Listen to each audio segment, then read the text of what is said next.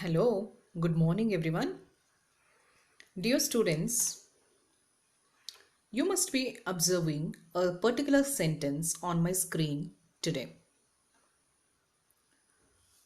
Before introducing the topic of my subject, I will take your attention to this particular sentence. Let's have a look at this sentence. If your subjects and verbs disagree, you does not sound so good. So now tell me what is wrong in this sentence. Why I have marked does not in a red color.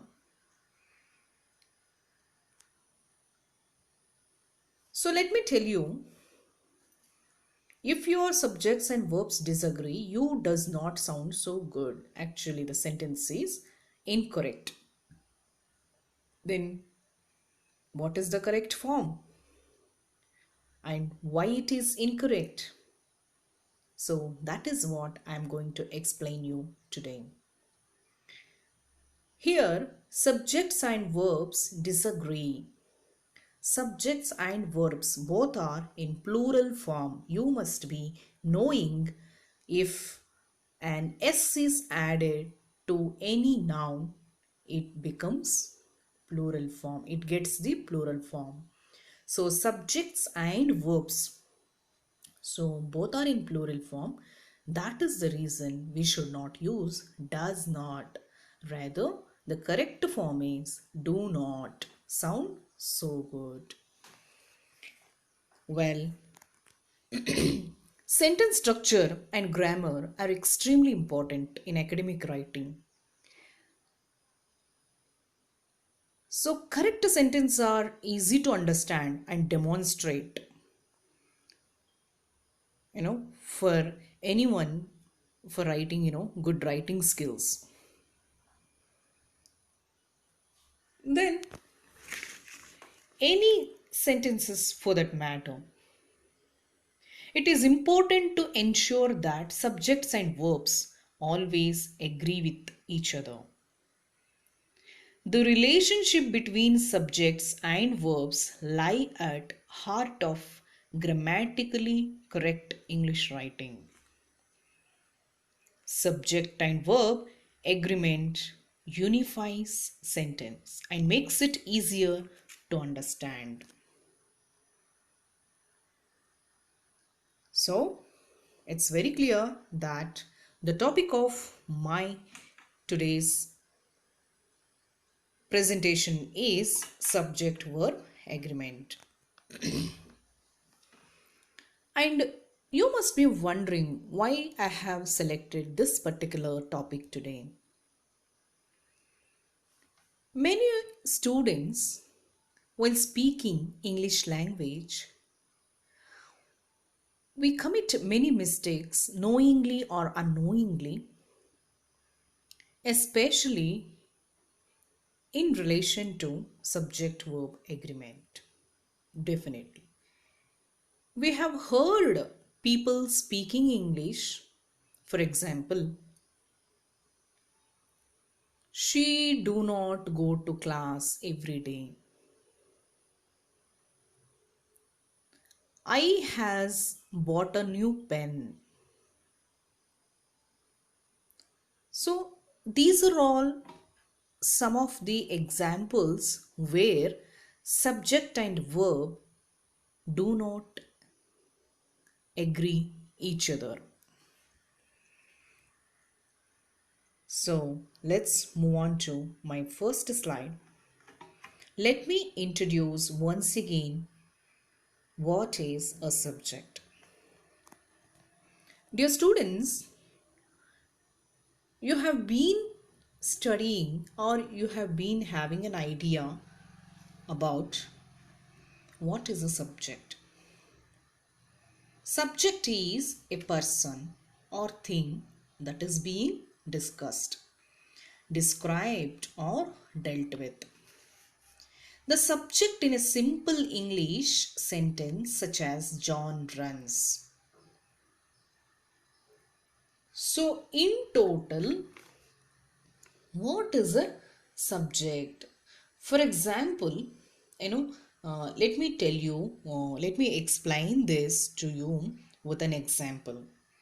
John runs, John is a teacher, or John was run over by car,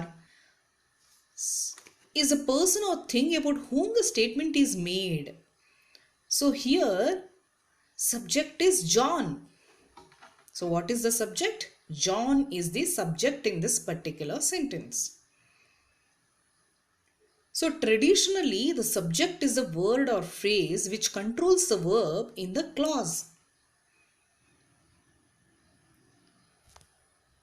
ನಮ್ಮಲ್ಲಿ subject ನೋಡಿ ಕರ್ತೃ ಅಂದರೆ ಯಾರ ಮೇಲೆ ಕೆಲಸವು ಪ್ರಯೋಗವಾಗುತ್ತೋ ಅಥವಾ ಯಾರು ಕೆಲಸವನ್ನು ಮಾಡ್ತಾರೋ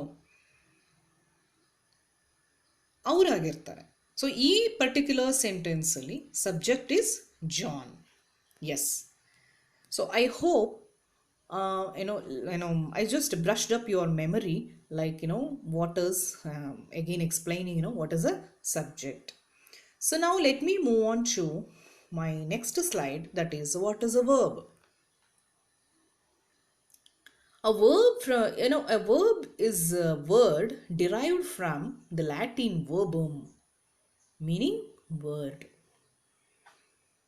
So verb originally means word, is a word that in syntax conveys an action, an occurrence, or a state of being. In many languages, verbs are inflected to encode tense, aspect, mood, and voice.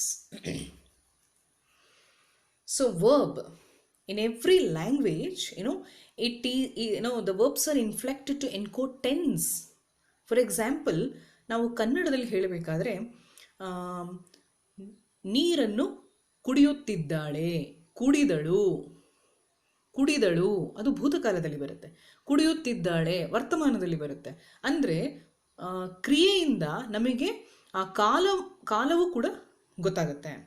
So verbs are inflected to encode tense and mood and voice. So in total, verb signifies an action.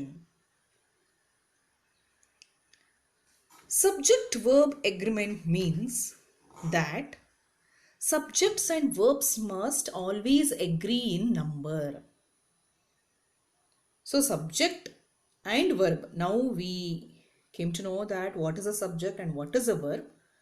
So subject and verb should always agree in number.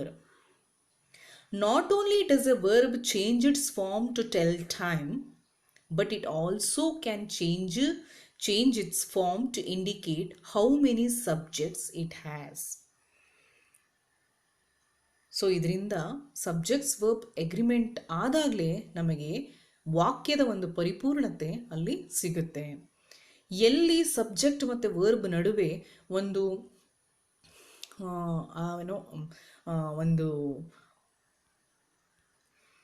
Subject ಮತ್ತು verb ನಡುವಿನ ಒಂದು ಒಪ್ಪಂದ ಸರಿಯಾಗಿ ಆಗದೇ ಇದ್ದಾಗ ಅಲ್ಲಿ sentence wrong ಆಗುತ್ತೆ. For example, take the verb run. When we are in the present tense, the verb run changes form to show that its subject is singular when its subject is anything but I or you. For example, she runs.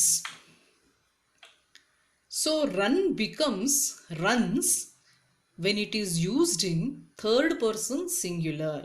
He, she, it. And in the when I say I run, you run, so an S is not added to the run. So with the adding of S or removing of S, we will know that that particular verb, the tense of that particular verb. Well, what is the subject verb agreement errors? So when it when the point of or when the question of errors arise, let's have a look into the thing. Subject verb agreement errors are very serious and signal that the writer does not have mastery over the English language. So, dear students, you must be thinking why I used, this particular topic today for our discussion. Because subject verb agreement or the errors in subject verb agreement leads to serious problems because of lack of mastery over this particular topic.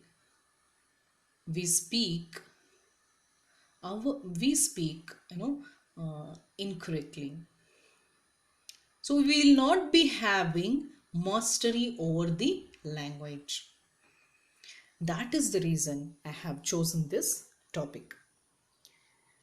It is important that writers understand the following, you know, 13 different situations. I have used, for the, I'm using, in my slides, I have been using, particularly, 13, different rules, which, in order to ensure that our subject and verbs always agree in number.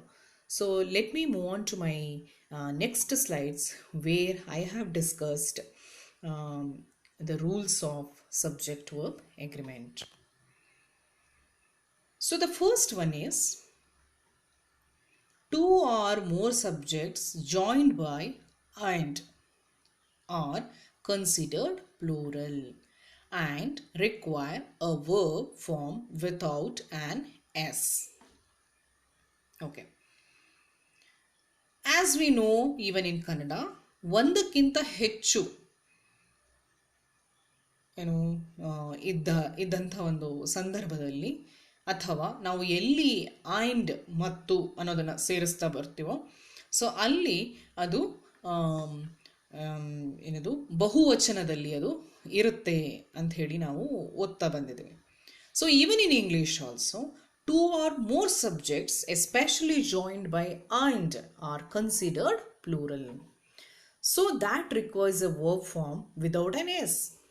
ಇದು ಬಹಳ important ಆಗಿರುವಂತಹ ಮೊದಲನೆಯ point. ಏನು ಅಂತ ಹೇಳಿದ್ರೆ, ಎಲ್ಲಿ plural form ಇರುತ್ತೋ ಅಲ್ಲಿ ನಾವು ವರ್ಬಿಗೆ ಎಸ್ ಅನ್ನು ಆ್ಯಡ್ ಮಾಡುವ ಅಗತ್ಯ ಇರೋದಿಲ್ಲ.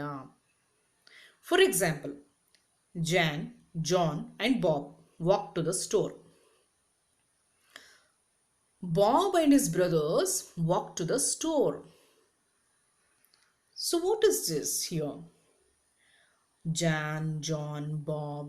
So there are more than one boy. So the sentence is in plural form, and that is the reason I have used walk instead of walks. If there was only John or only Bob, the verb would have changed into walks. So do you understand? When there is plural form, we need not add S to the verb. That's the first rule or first condition in subject verb agreement. So now I want all my dear students to create an example of your own, just to have an exercise. And in the next slide, that is, rule number 2. If a subject is modified by the words each or every, that subject is singular and will take a verb form that ends in s. So each and every, see, I have highlighted in red color. That means each and every both the words signify, or in the singular form. So ನಾವು ಎಲ್ಲೆಲ್ಲಿ each ಅಥವಾ every ಅನ್ನೋ ಪದಗಳನ್ನು ಬಳಸ್ತೀವೋ ಅವೆಲ್ಲವೂ singular ಅಂಥೇಳಿ ನಾವು ಅರ್ಥ ಮಾಡ್ಕೋಬೇಕು. ಮತ್ತೆ ಆ ವಾಕ್ಯದಲ್ಲಿ ಬರುವಂತಹ ಕ್ರಿಯಾಪದ ಅಥವಾ ವರ್ಬ್ ಎಸ್ ಇಂದ ಕೊನೆಗೊಳ್ಳಬೇಕು. We need to add s at the end of the verb. For example, each boy and girl walks to the store. Is it clear? Each boy ನೀವು ಹೇಳ್ಬೋದು, ಇಲ್ಲಿ ಆ್ಯಂಡ್ ಅನ್ನು ಯೂಸ್ ಮಾಡಿದ್ದೀವಿ. If you go by the rule number 1, ನಮಗೆ ಇದು boy girl plural ಆಗೋದಿಲ್ವಾ ಅಂಥೇಳಿ. No, not like that. ನಾವು ಅದಕ್ಕಿಂತ ಮುಂಚೆ we have used each which forms singular form. Okay, each represents singular. So ಹಾಗಾಗಿ the verb has taken the form of that's why we have added s to the verb, that is walk. We have added s at the end of the verb. So hope it is clear. So now I request again all the students to create an example of on your own. The next is rule number 3. If plural subjects are joined by or, nor, or but, the verb must only agree with the subject that is closest to it. So it's very important. Please observe what I am saying.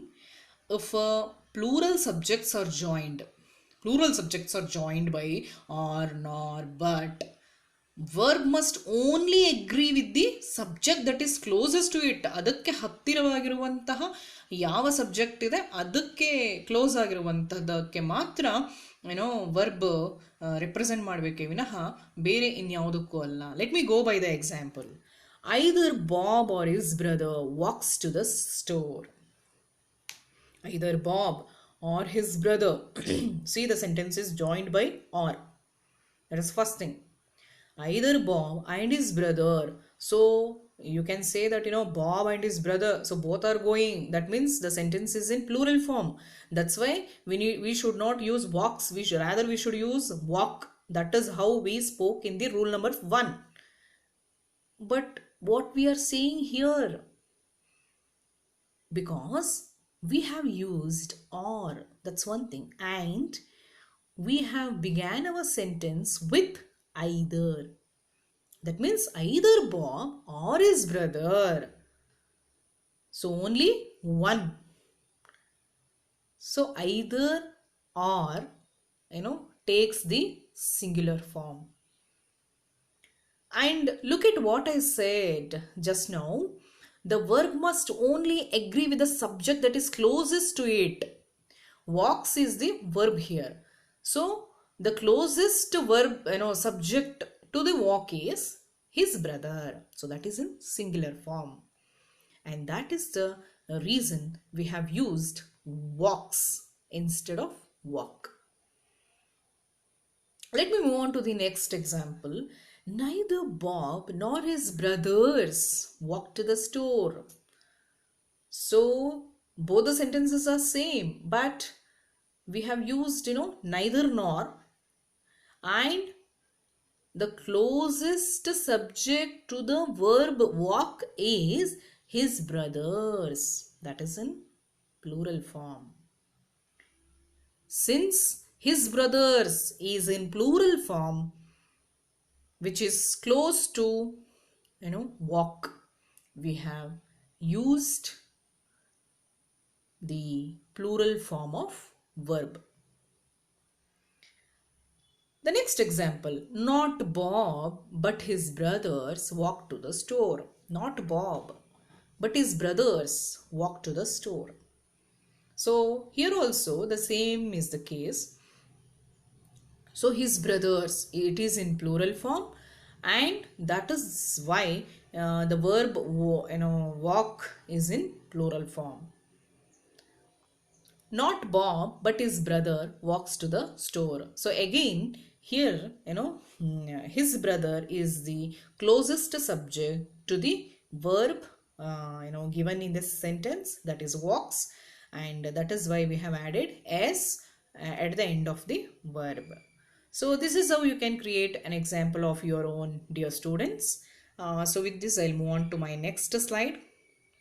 That is rule number 4. So what does rule number 4 says? Indefinite pronouns are usually singular and take a verb form that ends in yes. Okay, it is very clear and very simple. What does it says is everyone, everything. So these are some of the indefinite pronouns. So this takes the form of singular, and that's why verb should also be in singular form, taking the adding s at the end of the verb.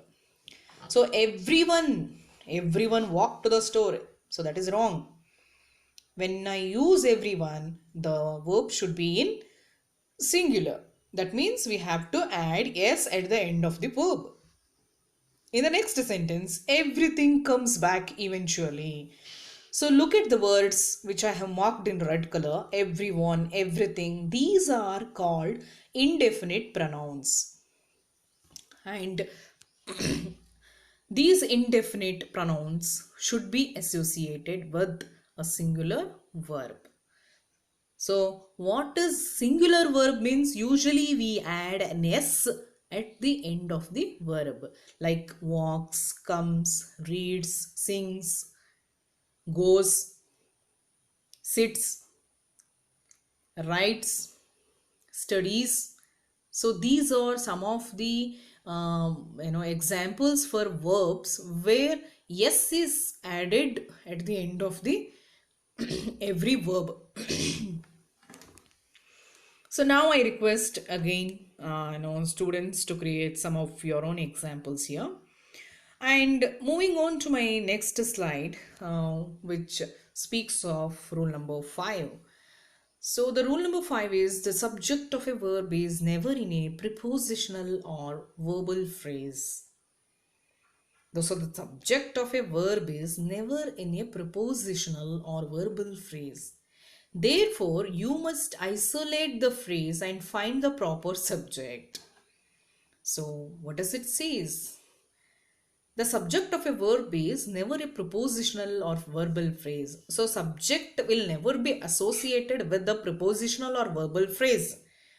So we need to find out which is the proper subject in the given sentence.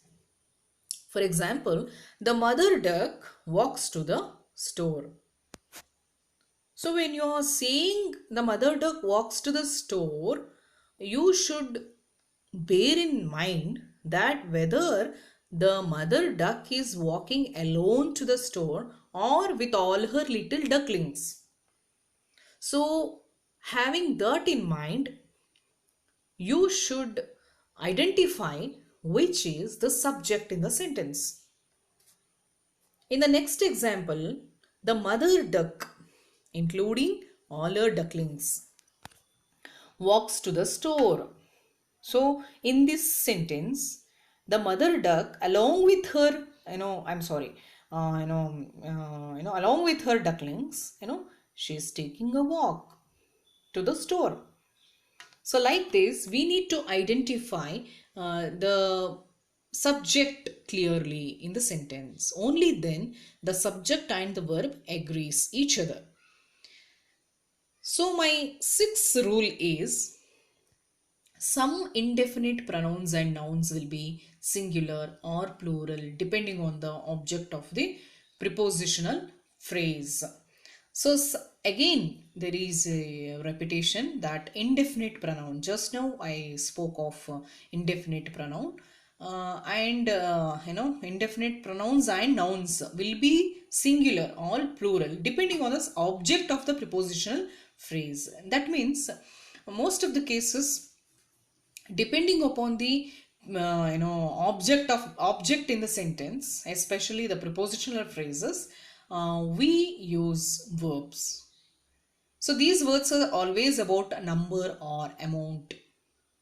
So they either represent number or in amount, such as all, of, some, none, most, part, etc. Example, some are gone. See, occasionally we may say that some are gone. They are not there. Some are gone. Some are gone. Keeping the students in mind, I speak, some are gone. Some is gone. Some is gone. What is some? So some, I keep the cake in my mind and I say that some is gone. So here some means cake, and some in the first example signifies students. So in the first sentence I used some with the living objects. In the second sentence I used some with the non-living object. So depending upon what we are thinking, we use in number or in amount the prepositional phrases. So depending upon that particular prepositional phrase, we make use of verbs. So here when I am referring to students, I use are because they are students. So in the next example, I say some is gone, some is. So is a singular verb. So here some means cake. So some cake is gone. I cannot say some cake are gone because again there will not be subject verb agreement. So the correct form is some is gone. Keeping the cake in mind, I say some is gone. So here again I'm using the one the previous example. The mother duck and all walk to the store, so including her ducklings. The mother duck walks in along with her ducklings. That is walk, not walks. So if the only the mother duck takes walk, then I can say walks. The mother duck along with her ducklings walk to the store. So now I again request the students to create an examples of your own. The next is rule number 7. When a collective noun such as family, group, committee or class is the subject, the verb will end in s. Okay. Here we are talking about collective noun. What is a collective noun? Family. Family is a collective noun. Group, committee, class. So these are all examples for collective noun. So now, when a collective noun itself becomes the subject, the verb will end in s. That means collective noun becomes, singular. It is in total, it is used in the singular form. That's why the verb also takes the form of singular, adding an s at the end of the verb. For example, my family with all my crazy cousins always walks to the store. My family with all my crazy cousins always walks to the store. So my family, again, as I said, it takes the singular form. Since family, group, committee, class, these are the collective nouns which takes the singular form, we are using verbs with singular form. So make an example of your own. And let me move on to the rule number 8, where a few nouns such as economics, mumps, measles, news end in s but are considered singular. See, so many times we have come across words like economics, mumps, measles, news, isn't it? So all these words are ended with s. So just because they are ended with an s, we should not consider them as plural. They are singular. In fact, they are all singular. So you can tell these s words are singular because if you take the s away, you don't have a noun. So that is the important point here. When I remove s from economics, so how do I pronounce economic? Is it true? Is it right? No. It will not be getting the form of noun at all. So economic, no, we don't have such words.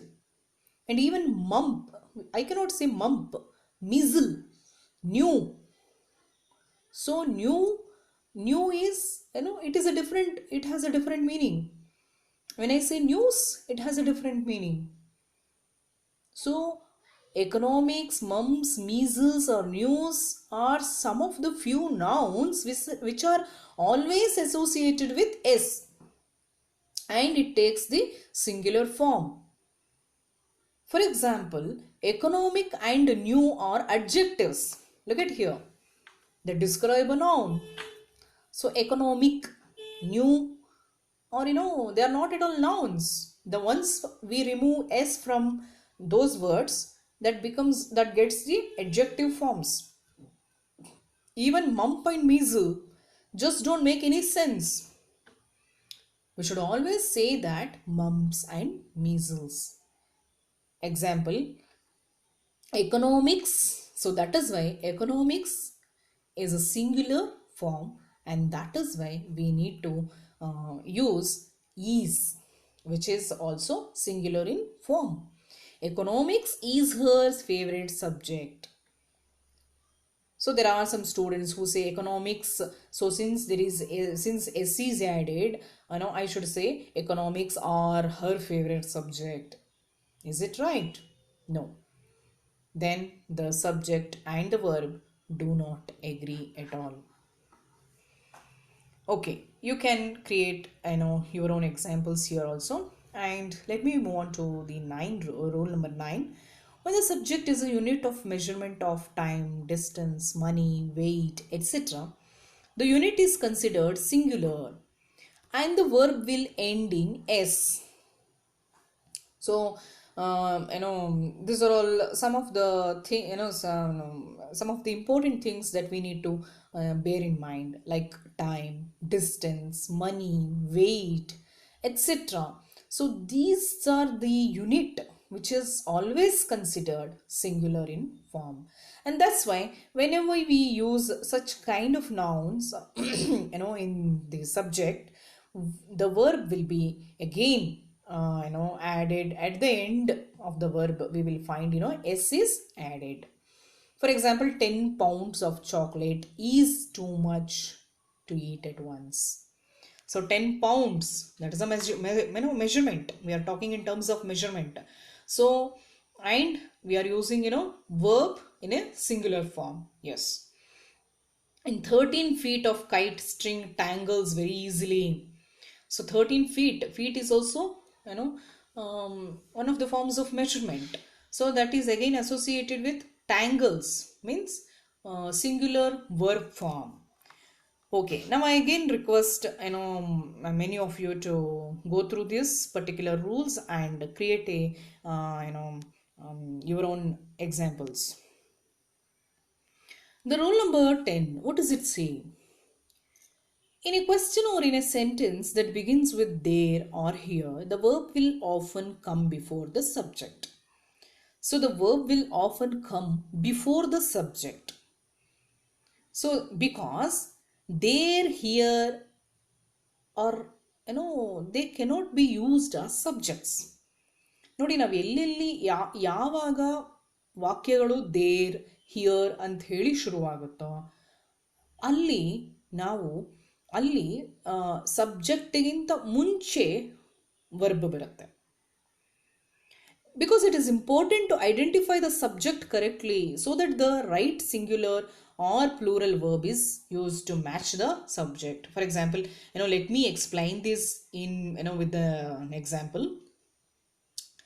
There is a fly on your forehead. So which is the subject here? Fly is the subject, but fly has verb is used before the subject in this sentence, because we cannot treat there or here as subjects at all. So they cannot be considered as subjects, and that is the reason we have used verb after the subject, sorry, before the subject. So there is a fly on your forehead. There were 3 big men. So 3 big men. How many men were there? 3 big men. That means the sentence is in, the subject is in plural form. That's why the verb also gets were. If there was only There was a big man. So if there was a big man, the say no, the verb would have become was. Rather, since the subject is in plural form, we have used the verb in plural. So I hope you understood, all of you understood this particular rule. Let me move on to the next rule, that is rule number 11. The verb must agree only with the subject. Now look at carefully. I have marked in red color, only with the subject. Verb must agree only with the subject, nothing else. For example, the biggest problem we face is all the squirrels that have rabies around here. So the biggest problem. What is the subject here? The biggest problem we face is all the squirrels that have rabies around here. So, see, in this particular sentence, we can observe we face, that means plural. So, we face is. So, some of you must be thinking that how can we face is? We face are. That's how most of you, must be started thinking. When we is plural, how can we use is, which is in singular form? But that is the interesting part here. We should not go by the we face here.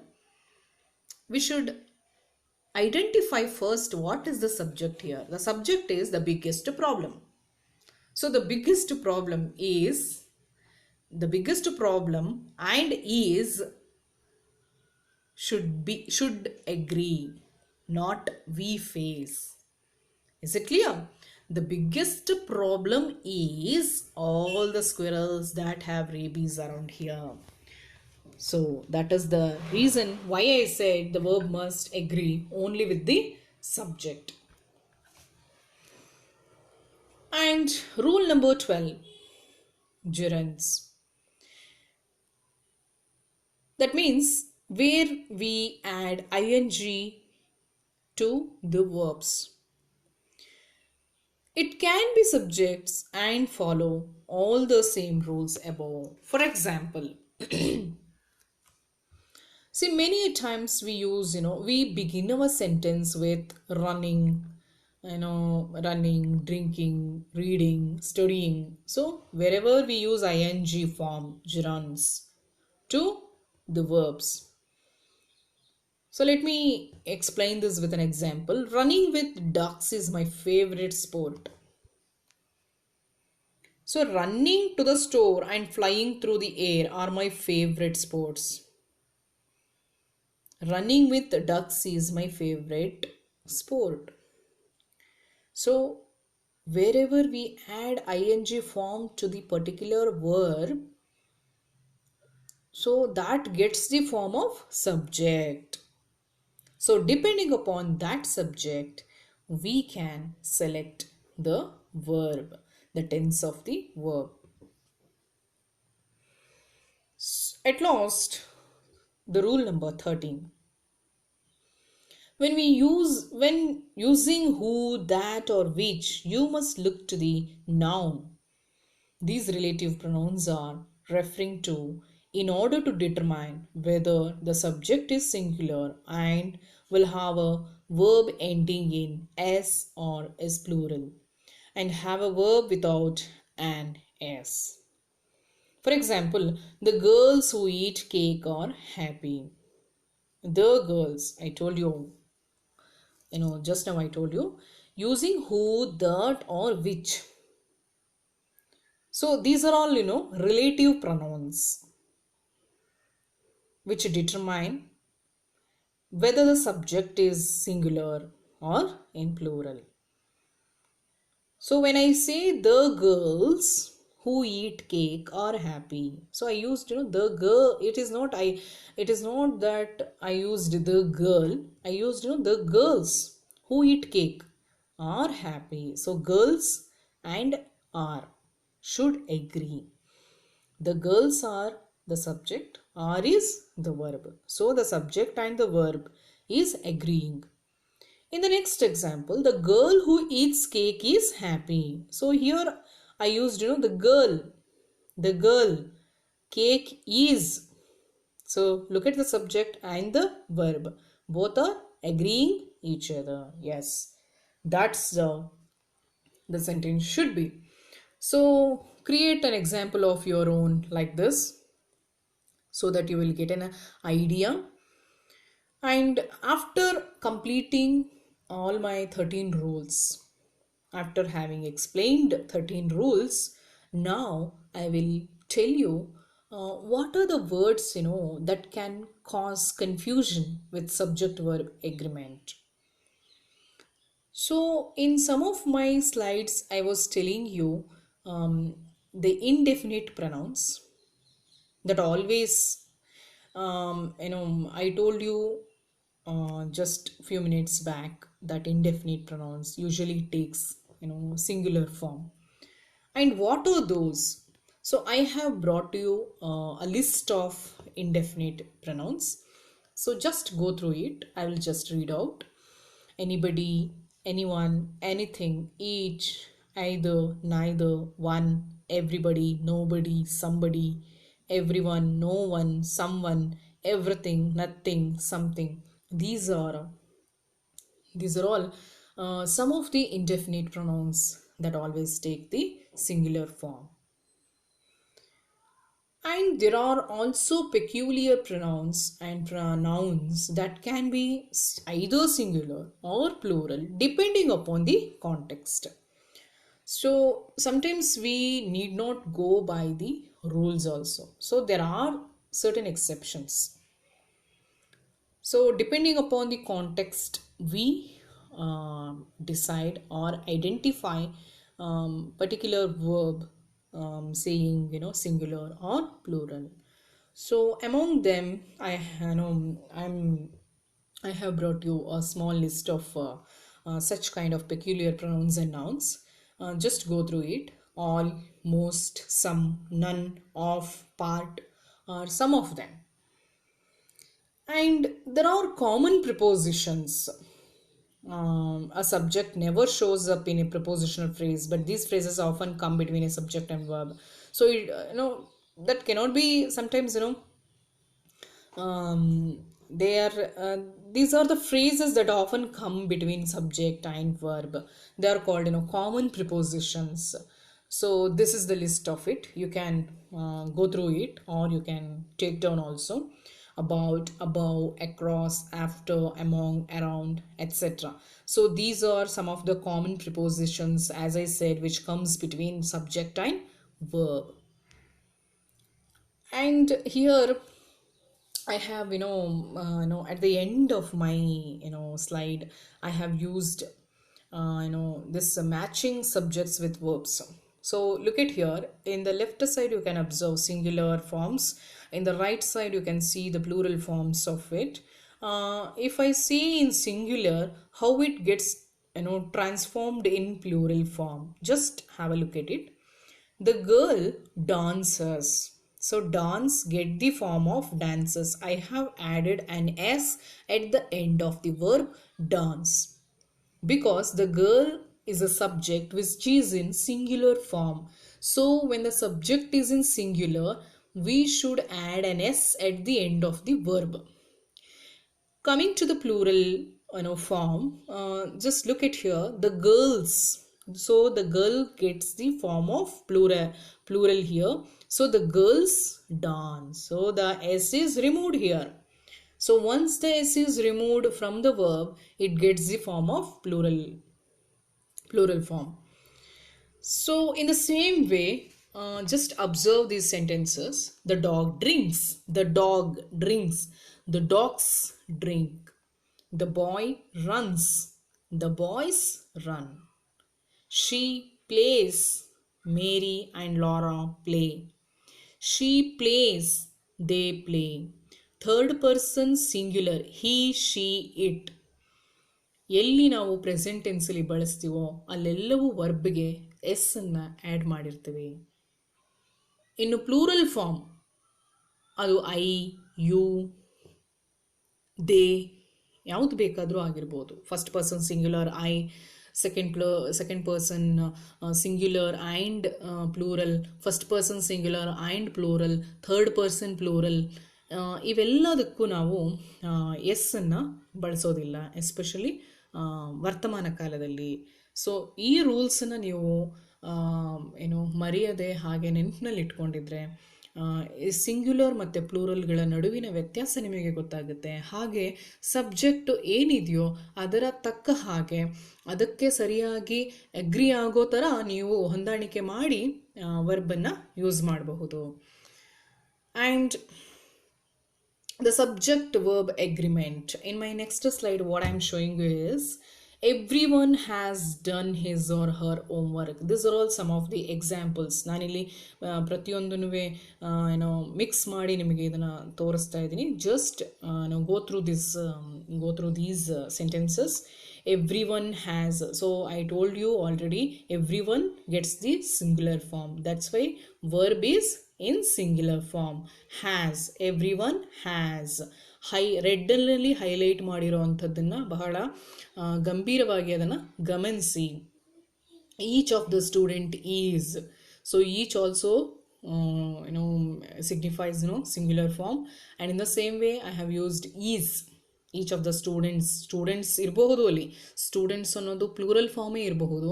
ಆದರೆ ಅದಕ್ಕಿಂತ ಮುಂಚೆ ನಾವು use ಮಾಡಿರೋದೇನು, each of the students is responsible. Either my father or my brothers are going to sell the car. Either my father or my brothers are. So either my father or my brothers. So ಆರಿಗೆ ಬಹಳ closest ಆಗಿರುವಂತಹ subject ಯಾವುದು, my brothers. So that's why it has taken the plural form. Neither my sisters nor my mother is going to sell the house. So is the verb which is in singular, and my mother is the closest to that particular verb. That's why it has got the singular form. The samples on the tray in the lab need testing. The samples, it is in plural form. That's why the verb need is also in plural form. Mary and John usually play together. Mary and John, again it is in plural form. Both of the dogs, so dogs, again it's in plural form. That's why we have used verb in plural, that is have. And at last, now I have brought you a strategy here. When you edit sentences for subject-verb agreement, use this 5-step test. That means, just now I spoke of 13 rules and, how the subject and verb agrees each other. But now I have brought you, 5-step test. What is it? It is a strategy as to how to avoid these kind of subject error disagreements. The first is find the subject by asking whom or what the sentence is about. So find the subject by asking whom or what the sentence is. So first try to see, or first try to identify by asking whom or what the sentence is about, or where is the subject. And the second is determine whether the subject is singular or plural. So first thing we need to know is whether the sentence is in singular or plural form. And locate the verb. So after knowing the subject, whether it is in singular or in plural form, next thing we need to identify the verb. And again we need to determine whether the verb is singular or plural, and this depends upon the subject. If the subject is in singular, the verb also gets the same form. If the subject is in plural, the verb also gets the plural form. So that's how they have to agree each other. If the subject and verb are both singular or both plural, they agree. If they do not agree, make the needed adjustments. So Finally, it is dependent on you. You have to make the required adjustments. So I have ended up my class here.